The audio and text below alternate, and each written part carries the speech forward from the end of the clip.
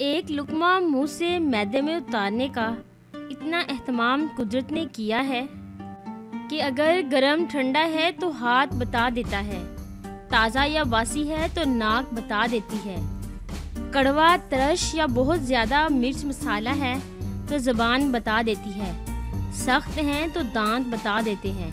अलगर्ज के एक लुक़्मा मैदे तक पहुंचने के लिए इस कदर इंतज़ाम व एहतमाम और हिफाजत की गई है, और अगर फिर कुछ ऐसी शकील चीज़ हलक में उतर ही जाए तो मैदे में एसिड इसे गला देता है, या फिर एक खुद का निज़ाम खुराक को वापस मुंह की तरफ फेंक देता है।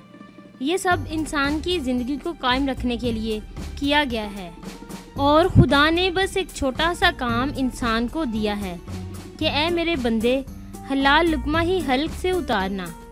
और आज इतना सा काम भी हम इंसानों से नहीं हो पा रहा है। खुदा सबको हलाल लुक़्मा खाने की तौफीक दे, आमीन।